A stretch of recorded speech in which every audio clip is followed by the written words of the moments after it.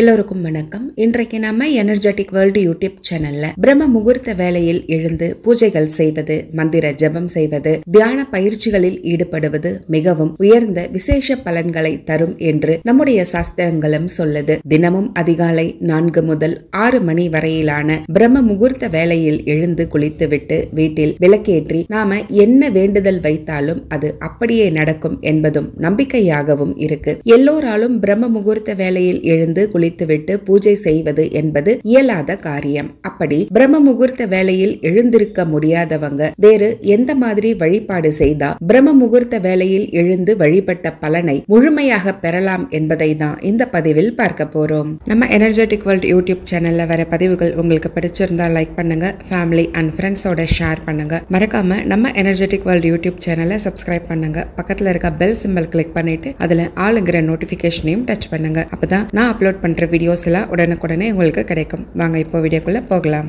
பிரம்ம முகூர்த்தத்தில் எழுந்து குளித்துவிட்டு வீட்டில் விளக்கேற்றி வழிபாடு செய்வது என்பது மிகவும் அதிர்ஷ்டமான பலன்களை கொடுக்கும் என்பது சாஸ்திர நியதி. பிரம்ம முகூர்த்த வேளையில் எழுந்து நாம் செய்யும் காரியங்கள் பல மடங்கு அதிக பலனை தரும் என்பதும் உண்மை. பிரம்ம முகூர்த்த வேளையில் எழுந்து குளித்துவிட்டு வீட்டில் விளக்கேற்றி வழிபட்டாலே நம்முடைய வீட்டில் செல்வம் பெருகும் என்பதும் நம்பிக்கையாகவும் இருக்கு. இந்த நேரத்தில் விளக்கு ஏற்றி வழிபாடு செய்யறவங்களுக்கு தேவர்களின் ஆசீர்வாதமும் தெய்வங்களின் அருளும் கிடைப்பதாக ஐதீகம். ஆனா எல்லோராலும் பிரம்ம முகூர்த்தத்தில் எழுந்து விளக்கேற்றுவது என்பது கஷ்டமான ஒரு விஷயமாகவும் சொல்லப்படுது. நம்மால பிரம்ம முகூர்த்தத்தில் எழுந்து கொள்ள முடியாது, அதற்கு பதிலாக வேறு ஏதாவது உபாயங்கள் இருக்குமா? பிரம்ம முகூர்த்த வேளையில் எழுந்த பலனை பெறுவதற்கு என்ன செய்வது என்ற பல கேள்விகள் பல பெண்களுக்குள் நிச்சயமாக இருக்கும்.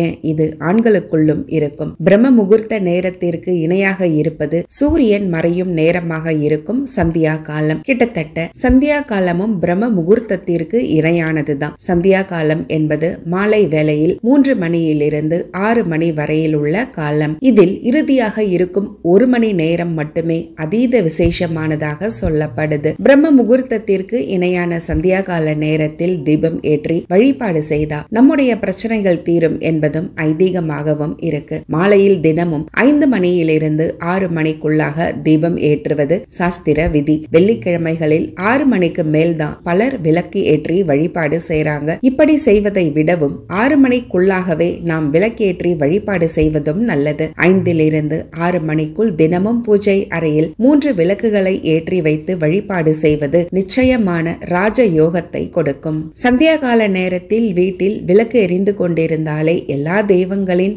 ஆசீர்வாதமும் நமக்கு கிடைக்கும் என்றும் சொல்லப்படுது. தினமும் மாலை வேளையில் 5 மணியிலிருந்து 6 மணிக்குள்ளாக இறை வழிபாடுகளில் ஈடுபட்டாலே நமக்கு இருக்கும் எல்லா கஷ்டங்களும் நீங்கி நல்ல விஷயங்கள் நடக்கவும் ஆரம்பிக்கும். இந்த வழிபாட்டினை நாம செய்துகிட்டே வர வர வாழ்க்கையில் பலவிதமான நல்ல மாற்றங்கள் ஏற்படுவதை கண்கூடாக பார்க்கவும் முடியும். இப்படி சந்தியா கால வேளையில் ஏற்றும் விளக்கானது மஞ்சள் திரியை கொண்டு ஏற்றப்படுவது இன்னும் விசேஷமாக சொல்லப்படுது. ஒவ்வொரு பிரார்த்தனைக்கும் ஒவ்வொரு விதமான திரியை பயன்படுத்துவது வழக்கம். அந்த வகையில் மஞ்சள் நிறமானது துன்பங்களை போக்கக்கூடிய ஆற்றல் கொண்டது. சாதாரண திரியில் மஞ்சள் தோய்த்து காய வைத்து அதற்கு பிறகு அதை பயன்படுத்தினாலும் நம்முடைய கஷ்டங்கள் நீங்கும் என்பதும் உண்மை. பிரம்ம முகூர்த்த நேரத்தில் எழுபவர்கள் 5 விளக்கில் இது போல மஞ்சள் திரியை கொண்டு தீபம் ஏற்றினாலும் நல்ல பலன்கள் நிச்சயமாக கிடைக்கும். இந்த 2 வேளைகளுமே இறை வழிபாட்டிற்கு உரிய மிக மிக விசேஷமான காலம் என்ற தகவலோடு இந்த பதிவையும் நிறைவும் செய்றேன்.